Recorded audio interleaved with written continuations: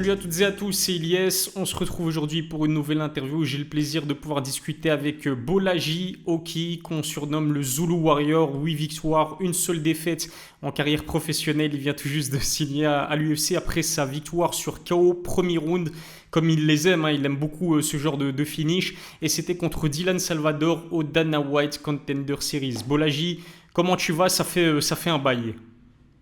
Ça va super, ça va. Merci en tout cas pour l'invitation. Et on est là, hein. Avec grand plaisir, Boladji. Juste, est-ce que tu peux filmer plus en détail les nombreux trophées qu'il y a derrière toi? Parce que je pense que quand je vais monter l'interview, on les verra pas tous, mais si tu peux juste nous montrer ce qu'il y a derrière toi. Bien sûr. Alors ici, c'est pas tous mes trophées, mais c'est une bonne petite partie qui se trouve dans mon salon. Donc voilà, hein, je vais passer vite fait, petit passage là, les petits trophées, ma première ceinture, la deuxième ceinture, des médailles. Et donc voilà, c'est pour la maison, pour le salon. Petite fierté, quand je rentre dans le salon, j'aime bien voir mes trophées, voir d'où je suis venu et les accomplissements que j'ai pu faire jusqu'à aujourd'hui. Ah, mais ton parcours il est incroyable, on va en parler justement dans cette interview et c'est important je pense pour les personnes qui vont regarder cette interview. Je te cache pas qu'il y a énormément de Français qui me suivent, du coup c'était aussi pour présenter un petit peu tous tes accomplissements. Et justement, première question Bolaji, pour les personnes qui peut-être ne te connaissent pas encore, c'est qui Bolaji Oki? Dis-nous en plus sur ton parcours et sur toi, c'est qui Bolaji? Donc voilà, je suis un combattant d'MMA. J'ai commencé à l'âge de 16 ans dans une salle à Bruxelles, au Ringside. Je suis tombé amoureux du sport. Je n'ai jamais lâché. Je me suis entraîné tous les jours jusqu'à avoir mon premier combat. Après 6 mois d'entraînement, j'ai très vite évolué dans le sport. Je suis passé professionnel à 21 ans. C'est là où on a fait notre premier interview. Ensuite, jusque-là, j'ai eu ma première défaite à mon premier combat et depuis, ben, ça m'a rendu plus fort en fait et j'ai eu que des victoires jusqu'à aujourd'hui. Aujourd'hui, je suis à 8-1. J'ai combattu au Dana White Contenders et j'ai pu décrocher le contrat pour l'UFC. Donc Ouais. après 10 ans dans le métier, j'y suis arrivé et maintenant qu'on y est, on continue, on reste focus et on est prêt pour la suite. Donc voilà. Incroyable, Le incroyable. Zulu Warrior. T'as 27 ans aussi, t'évolues dans la catégorie des poids légers, hein, c'est bien ça. Voilà, 70 kilos. Et ton style, on va dire, t'es principalement un striker avec l'envie de finaliser tes adversaires, ça il faut le dire aussi. Exactement. Je suis un striker naturel. Après, on sait lutter, on sait tout faire. Je m'estime complet, mais j'aime frapper les adversaires et les terminer. Mais ça aussi, c'est intéressant ce que tu dis, parce que étant t'es un combattant de MMA jeune, 27 ans, c'est jeune, mais tu as commencé il y a 10 ans. Du coup, toi, tu fais partie de cette génération-là de combattants de MMA complets. T'es pas comme les anciens qui, à l'époque, commençaient avec une discipline en particulier, et puis peaufinaient un petit peu les autres disciplines qui composent le MMA. Toi, tu as appris le MMA à tes 17 ans, en fait. Exactement. J'ai commencé en mode full MMA. Je regardais déjà en fait à la télé tous les anciens et du coup je me suis toujours battu, même que ce soit pour jouer ou en vrai, en lutter, tout ça. Donc j'ai toujours été fort physiquement. Mais une fois que je suis arrivé à la salle et que j'ai appris à boxer, j'ai appris à lutter, à faire du sol, ben, c'est venu naturellement et voilà. Après, bien évidemment, t'as toujours une discipline où tu excelles un peu plus et tu laisses un peu en retrait les autres. Mais après, j'ai rééquilibré la balance. Et aujourd'hui, enfin, quand tu arrives au niveau UFC, tu es obligé d'être bon partout, même excellent partout. Et aujourd'hui, je pense que j'ai ma place. Et à mon dernier combat, je pense l'avoir prouvé. Ah, c'est sûr, tu as totalement ta place à l'UFC. Bon, là, j'ai aussi l'autre question que j'aimerais te poser. Je connais la réponse parce que je me souviens que je t'avais posé cette question-là lors de notre première interview qui date, on va en parler un petit peu plus tard. Mais Zulu Warrior, ton surnom, c'est en fait, on va dire, un clin d'œil à tes origines. Est-ce que tu peux nous en dire un peu plus? Yes, donc les Zoulous, c'était une ancienne tribu d'Afrique.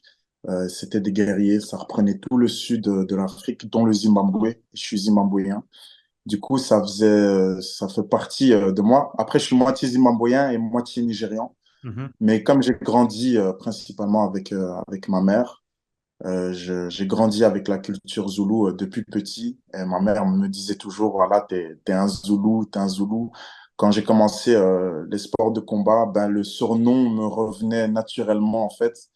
Et c'est de là que j'ai pris le Zulu Warrior. Autour de ça, j'ai créé tout le Zulu Gang. Tu Mhm. vois, on peut le voir ici sur le t-shirt. J'ai créé mon univers où les gens ils peuvent se reconnaître et voilà, montrer la détermination et qu'on peut arriver malgré d'où on vient et malgré qu'on commence avec rien du tout. C'est aussi, euh, c'est aussi cette mission que j'ai à montrer aux autres, aux plus petits, à la nouvelle génération. Et donc voilà, montez dans le train du Zulu Gang et je vais vous montrer la voie, vous inquiétez pas.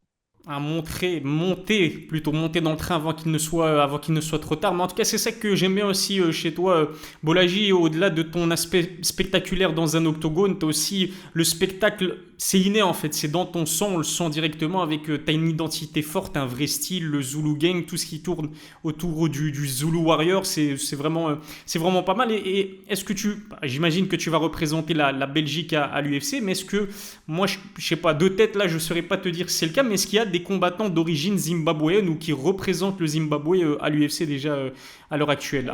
Ouais, il y en a déjà. Il y en a un, Temba, et il est en train de buzzer, hein, parce que lui Ah mais aussi, oui. t'as vu, hein, même le Rock, il est passé le voir, Exact. il a offert une maison, tout le tralala, il a aussi une histoire incroyable où Ouais. il vient aussi de rien, comme moi, et lui, il est né vraiment au Zimbabwe, moi je suis né ici, et il a vraiment galéré, et il a réussi à avoir sa place à l'UFC, et aujourd'hui, ben voilà, donc je le connais, on se parle, Ok. il m'a donné la force avant que j'arrive même à signer mon contrat et tout ça, et donc voilà, on se soutient, on se soutient. Ok, parfait, parfait. Ouais, ouais, je vois très bien c'est qui. The Rock lui a offert un appartement et il s'entraîne, il me semble, dans la salle de Colby Covington. Ouais, exactement. Ils s'entraînent dans Ouais, la salle de Kobe Covington. bien vu. Du coup, tu seras le deuxième combattant d'origine zimbabwéenne à l'UFC et le quatrième belge. Et on va en parler aussi un petit peu plus tard. J'aimerais aussi que tu nous parles un petit peu plus de ta team, de ta salle, la Valon Team, qui à Bruxelles est très connue. Je pense d'ailleurs que ton coach principal, Valon, a en fait été présent dans le coin de Cédric Doumbé pour sa première en tant que combattant de MMA. Ça, c'est aussi important de le dire. Ouais, ouais, ouais. Donc, j'ai une excellente team, la Valent Team. On s'entraîne au Da Vinci Fighting. Et avant d'arriver à la team, j'étais déjà combattant, j'étais encore amateur. Mais c'est vrai qu'une fois que je suis arrivé dans la Valent Team, qui sont les meilleurs strikers ici en Belgique, c'est là où j'ai pu vraiment exceller, évoluer. Et en bas de l'échelle, parce que j'étais encore amateur, je voyais les grands champions comme Hicham Moustahid et Arman Ambarian qui étaient Mhm. déjà au top, des Dino, des Ali. Donc je les regardais, j'étais déjà beaucoup inspiré et je me suis dit que voilà, je dois m'entraîner avec les meilleurs pour pouvoir être le meilleur. Et avec le temps, ben voilà, j'ai pu monter et aujourd'hui, voilà, on va dire qu'on est sur la même lignée. Et donc, honnêtement, Valon, c'est un des meilleurs coachs que j'ai jamais eu. Franchement, il m'a vraiment construit. Il m'a vraiment construit. Il nous encadre bien. C'est plus qu'un coach pour moi. C'est comme une figure de papa qui est là et qu'on est ses enfants. Il prend ça vraiment à cœur et honnêtement, sans lui, ça aurait pas été pareil. Et il a cette facilité de te faire comprendre là où on va aller, te mettre à l'aise, te mettre bien, te mettre dans ta zone de confort. Et quand tu le fais confiance, quand tu l'écoutes, eh ben, ça porte ses fruits. J'ai toujours écouté mon coach et ça s'est toujours bien passé pour moi. Et donc, on a une bonne connexion, on a une bonne fusion et on ne change pas une équipe qui gagne, hein. Donc voilà. Et bien évidemment, il a été dans le coin de Cédric Doumbé, mais également dans le coin de Tarek Safedine, qui est le premier Belge à l'UFC. Gaetano aussi, le deuxième Belge à l'UFC, donc il a été dans les coins.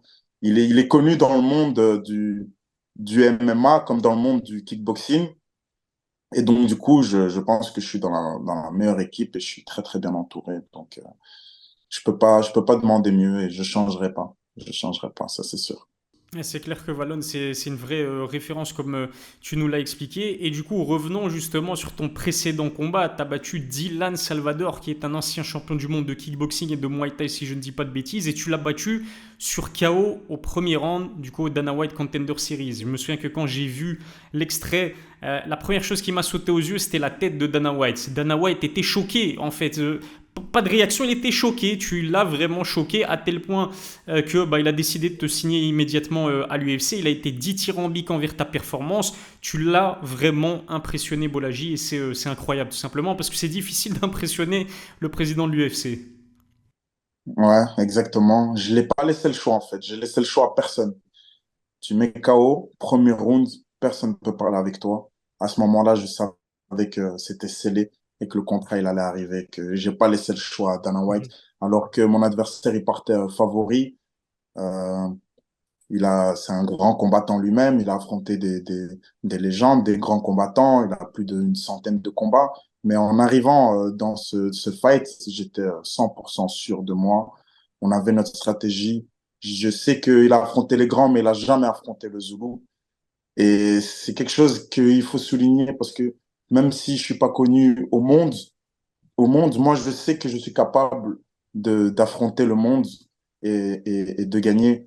Et à mon fight, j'ai pu le prouver, j'ai pu montrer que je peux striker avec des strikers de haut niveau, d'un niveau mondial et le faire d'une manière spectaculaire comme je l'ai fait. Voilà, j'étais pas surpris. Le monde était surpris, mais pas moi. Et J'attendais ce moment. mais ça aussi, je l'ai senti dans ta réaction. Après, tu vois, quand tu t'es assis sur ta petite chaise et tu attends de savoir si Dana White te signe ou pas, ça se sentait, tu étais serein, tu savais que tu as fait exactement tout ce qu'il fallait pour mériter ta signature à l'UFC. Encore une fois, un grand bravo, d'autant plus que, comme tu l'as précisé, tu étais underdog, c'est-à-dire que tu étais de loin pas le favori de ce combat. Est-ce que c'était une motivation supplémentaire aussi, justement, le fait de dire que tu as envie de prouver, de donner tort à tout le monde, que ce soit les bookmakers ou peut-être les spécialistes de MMA qui te donnaient perdant d'avance. En fait, qu'on me mette underdog ou favori, pour moi, ça change absolument rien. Parce que le plan reste pareil, mon focus reste pareil, ma détermination reste pareille, qu'on me mette favori ou pas, tu vois. Après, ça ne m'étonnait pas, tu vois. Je me suis dit, c'est normal qu'ils vont le mettre favori. Il est plus connu, il a son CV derrière lui. Et moi, on va me voir comme un gars voilà, qui a seulement 9 combats professionnels en MMA.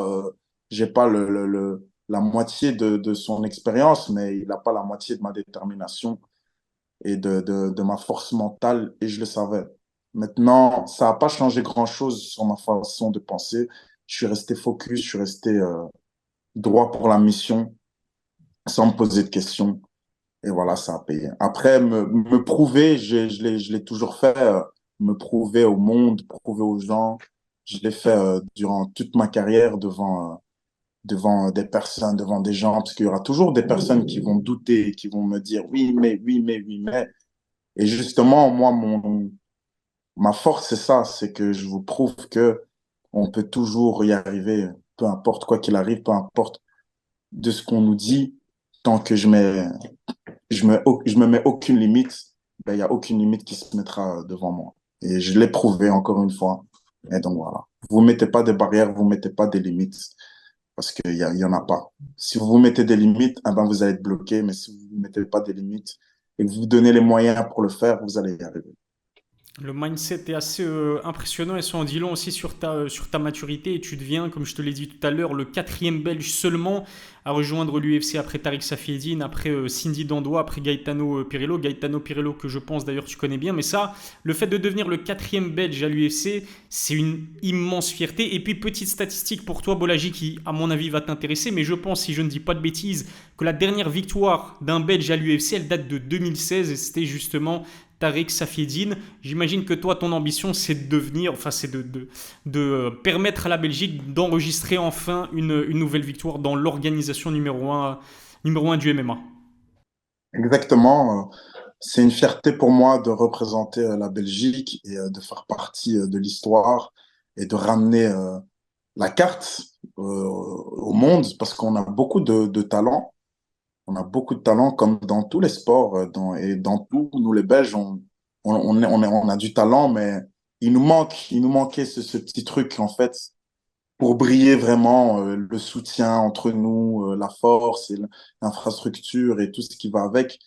Et, euh, et ici, je suis fier de pouvoir ouvrir la porte pour tous nos autres combattants belges. Et maintenant, je vais mettre de la lumière sur la Belgique. Et voilà, on va faire ce qu'il faudra et avec fierté en tout cas.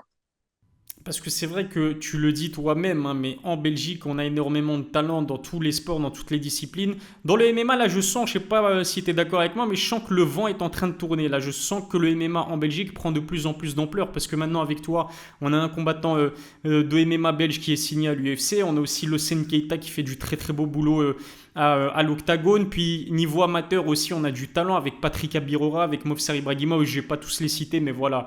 J'espère que personne ne m'en voudra, mais on a encore une fois énormément de talent en Belgique. Est-ce que tu es d'accord avec moi? Est-ce que tu sens que vraiment là, on est à un moment critique, entre guillemets, du MMA belge? Ah ouais, là, moi, je pense qu'on est très, très bien et que la relève est assurée, hein, comme tu les as tous cités. On a des grands champions en amateur comme en pro et encore beaucoup d'autres qui vont sortir du lot. Et donc, je m'inquiète pas. Maintenant, voilà, mettre la visibilité un peu sur la Belgique. Ils vont voir que, oh, OK, avec qui ils s'entraînent, qui, quoi, comment, il y a qui. Et là, tous nos Belges, tous nos athlètes vont sortir du lot et sans aucun doute, après, ce sera à eux de faire le boulot et de prouver leur place parce que c'est pas donné à tout le monde. Il faut aller chercher, il faut aller chercher et il faut avoir l'envie, il faut avoir la mentalité, il faut avoir tout ça en fait. Mais s'ils ont cette opportunité que je leur souhaite et qu'ils pourront la saisir, ce serait top et ce serait magnifique pour nous la Belgique. Je serai le premier, mais pas le dernier. Exactement. Mais en tout cas, tu ouvres la voie en quelque sorte avec Gaetano Pirello qui était signé à l'UFC il y a quelques années, et puis toi, et on espère que vraiment tu arriveras à faire de très très belles performances et de t'imposer sur des gros finis. Je te parlais de ton mindset tout à l'heure, et là, je suis obligé d'en parler, mais pour les personnes qui n'ont pas suivi ce que j'ai posté il y a quelques jours sur mon compte Twitter, en fait, il y a 5 ans, je t'ai invité dans la radio dans laquelle je travaillais à l'époque. Tu venais comment dire, de combattre pour la première fois en professionnel. Tu restais sur une défaite et tu m'as dit déjà à l'époque, Bolaji, Ilyes, moi mon rêve et mon objectif c'est de signer à l'UFC. Tu étais du coup en 0-1 en professionnel. Tu étais super jeune à l'époque, il y a 5 ans. Pourtant, déjà à l'époque, tu savais que l'UFC, bah, c'était là où tu allais atterrir au final. Est-ce que tu y repenses à ce parcours qui, j'imagine, était semé d'embûches? Comment est-ce que tu t'y es pris aussi pour mettre en application et concrétiser ton rêve? Ben, bien sûr, j'y repense à chaque fois parce que je viens de loin. Et quand tu regardes le chemin que j'ai parcouru, les sacrifices que j'ai faits et tout, et ceux qui me connaissent bien, qui m'ont suivi déjà à l'époque, comme quand tu dis à mes débuts, ils ont vu que j'ai rien lâché, que comme je le disais déjà à l'époque, voilà, mon objectif, c'est ça, et je vais le faire quoi qu'il arrive, peu importe ce qu'on me dit, peu importe si je chute, je vais me relever et je vais continuer d'avancer.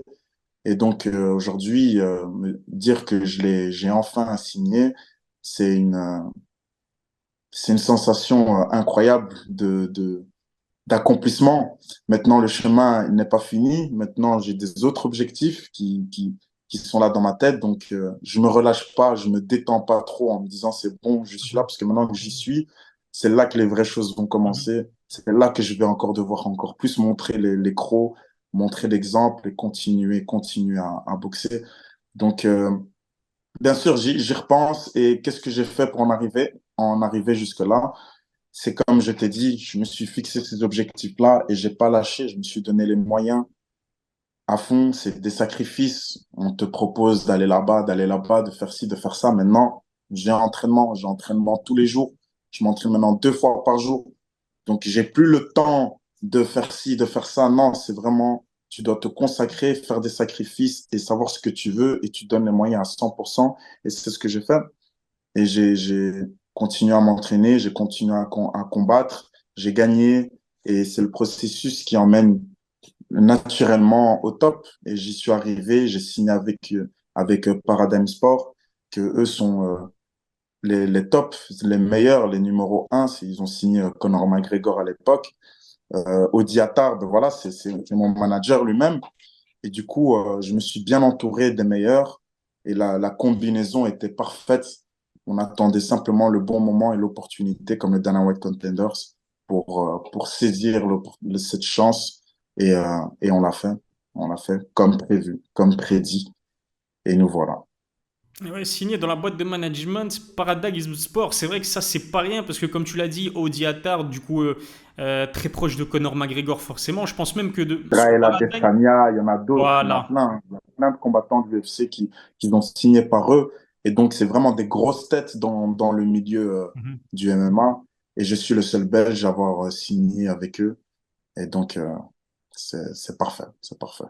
Ouais, c'est incroyable. C'est justement Israël Adesanya que j'allais citer, qui est du coup lié également à cette boîte de management. Depuis ta signature à l'UFC Bolagé, est-ce que tu as senti aussi que le regard des gens, l'intérêt des médias, ça avait changé en fait en ce qui concerne ta carrière? Comment est-ce que les gens te perçoivent aujourd'hui que tu as signé à l'UFC et est-ce que tu as plus de sollicitations médiatiques depuis ta signature? Ah ouais, ça a explosé hein, dès ma victoire.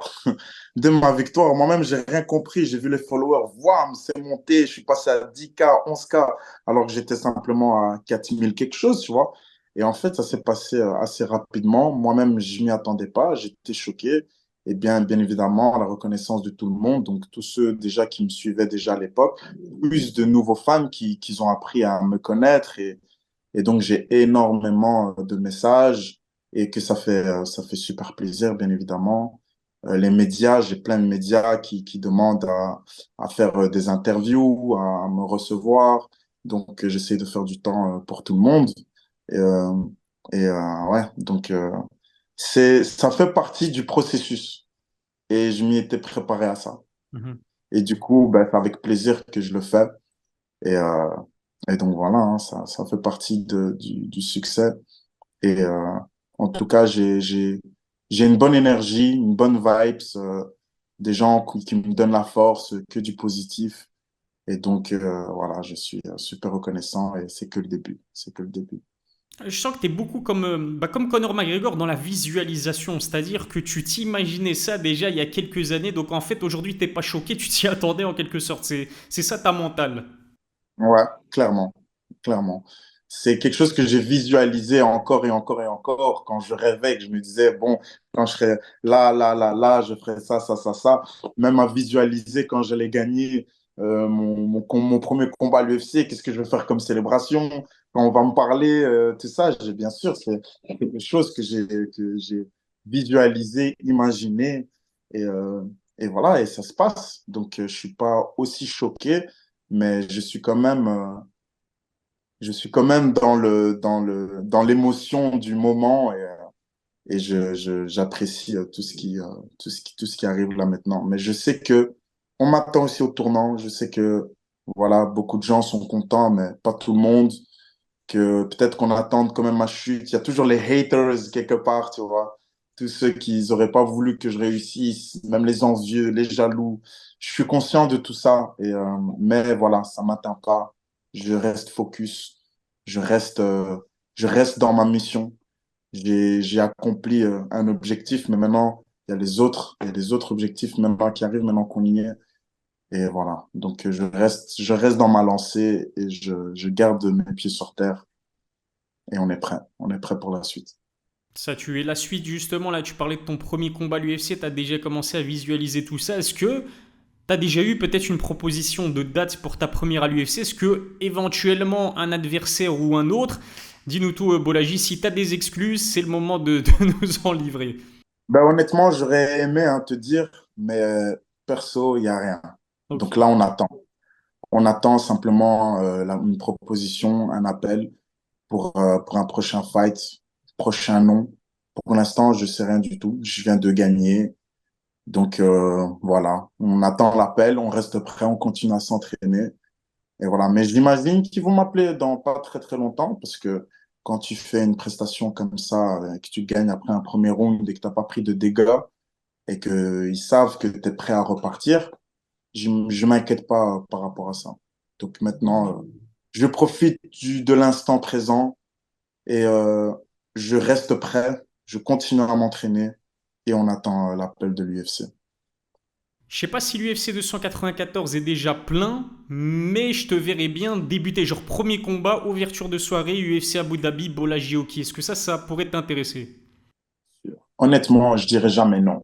Ça, peu importe, partout dans le monde, ça m'intéresserait, tu vois. Juste Boladi, UFC, c'est bon, je suis dedans, tu vois. Peu importe où que ça soit ici à Paris, à Abu Dhabi, aux États-Unis, n'importe où, je veux ce UFC début au Kibolaji, c'est parti. Donc, voilà, je dirais jamais non. Mais Abu Dhabi, magnifique, parfait. Je suis parti à Dubaï pour accompagner ben, justement le premier combat enfin, Cédric. Doumbé, quand il a combattu en MMA, ben, j'y étais avec mon équipe. On connaît bien, en fait, on se connaît bien. C'est à peu près les mêmes, un peu la même équipe, quoi. Et Valon l'a beaucoup aidé aussi et on va sûrement s'entraîner aussi ensemble. Donc voilà. Ah, ça tue aussi. Dernière question, Bolaji, ok, et merci beaucoup de ton temps, hein. C'est vraiment un plaisir de pouvoir discuter avec toi une nouvelle fois. Ton premier combat à l'UFC, ok, on a compris qu'il y avait pour l'instant pas de date, pas d'adversaire, mais est-ce que tu vas évoluer dans la catégorie des poids légers? Est-ce que tu comptes peut-être descendre en catégorie, monter en catégorie? Ou est-ce que non, toi tu veux combattre chez les lightweight, même si ça reste quand même la catégorie la plus chargée de tout l'UFC? Ben, écoute, j'ai toujours combattu à 70 kilos, mais j'y songe aussi à voir dans la catégorie des 66. Parce que mon cutting, je le fais assez facilement. Je ne me tue pas pour faire le poids.